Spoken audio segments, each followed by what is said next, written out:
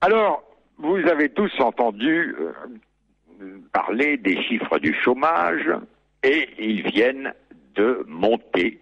Ils continuent de monter inexorablement et si ils le font, c'est tout simplement à cause de la surréglementation du travail et du reste en France.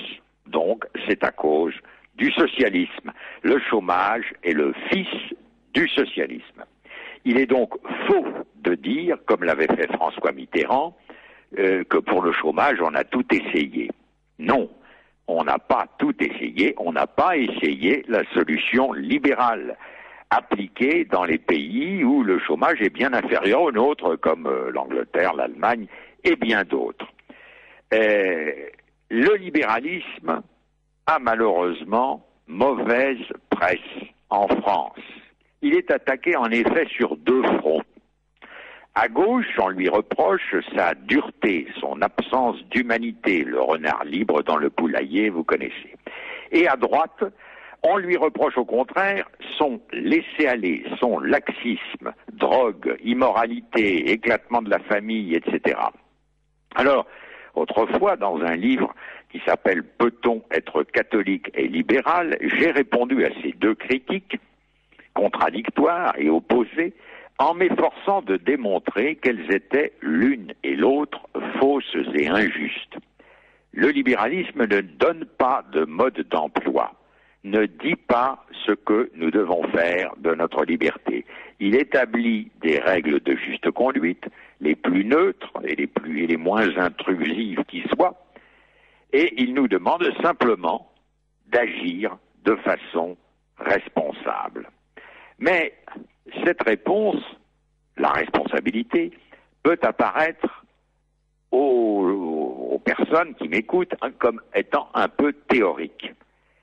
Alors, il faut trouver une meilleure justification, et cette meilleure justification de ce point, eh bien, je l'ai tout récemment trouvée dans une formule que voici, que je vous lis. Il faut nous débarrasser de ces forces meurtrières qui nous font appeler liberté, le fait de séparer nos actes de leurs conséquences. Fin de citation.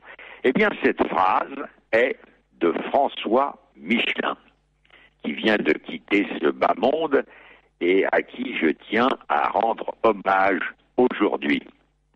À ses obsèques, il y a quelques semaines, l'un de ses fils, Étienne, qui est prêtre, a fait l'homélie. Et je vais lire quelques extraits de cette belle homélie.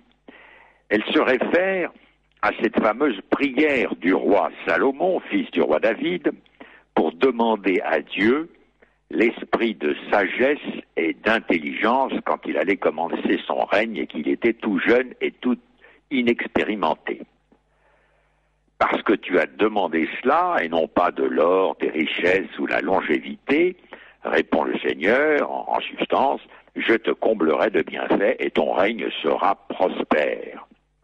Effectivement, ce fut en somme, sous le règne du roi Salomon, l'une des premières manifestations de ce que l'on appellera plus tard dans le Nouveau Testament l'Esprit Saint. Je cite le père Étienne Michelin. Lorsque je parlais avec papa de ses obsèques, il me disait « il faudra parler de l'Esprit Saint ». Il en parlait très souvent et jusqu'à ces derniers jours. Il savait que cet Esprit Saint est l'ami de l'homme, jamais un rival, toujours un compagnon.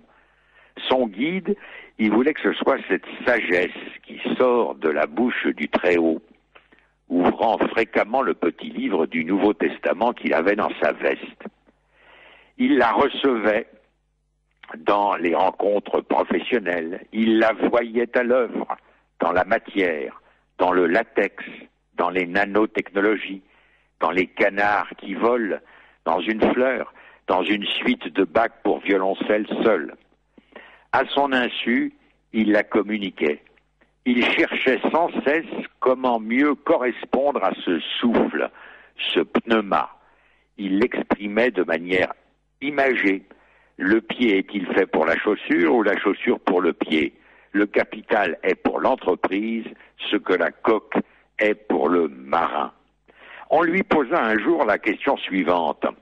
Si vous deviez mourir demain, auriez-vous le sentiment d'avoir accompli votre tâche sur Terre?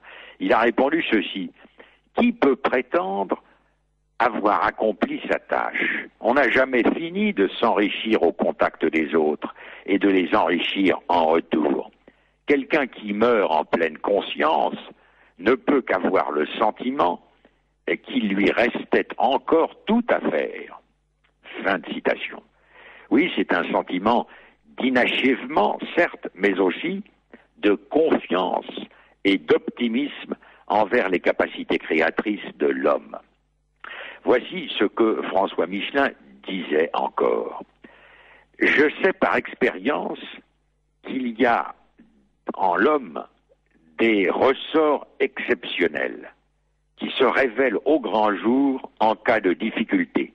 J'ai une confiance absolue dans l'être humain qui ne demande qu'à se surpasser et à devenir ce qu'il est, dès lors qu'on lui en donne les moyens et qu'on le reconnaît dans toute la splendeur de son humanité. Quand je pense à tout ce qu'on pourrait faire en libérant les énergies humaines, le monde est fait de mystères qui ne peuvent laisser indifférents.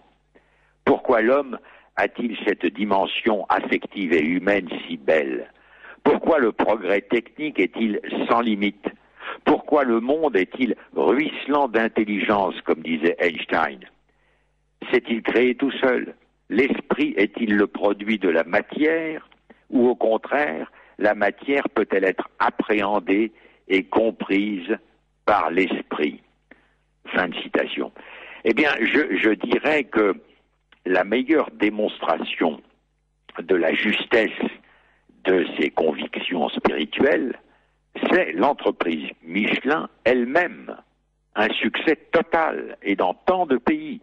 Jamais elle n'a failli, jamais elle n'a vacillé, jamais elle ne s'est lancée dans ces fanfaronnades mégalomaniaques du style Jean-Marie Messier ou autres énarques qui gouvernent nos entreprises. Elle a su, l'entreprise Michelin, discrètement s'internationaliser, sans bruit, sans agitation, sans vague.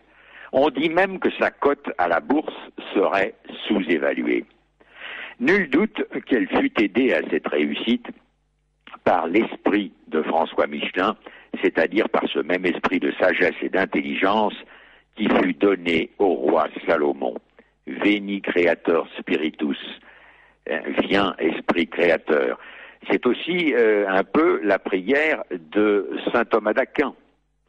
Je vous la rappelle, créateur ineffable qui avait disposé avec tant de beauté les parties de l'univers, daignez verser sur les ténèbres de mon intelligence un rayon de votre clarté. Donnez-moi la pénétration de l'intelligence, la faculté de me souvenir, la méthode et la facilité de l'étude, la profondeur dans l'interprétation et une grâce abondante d'expression. Voilà ce qu'on peut dire de François Michelin.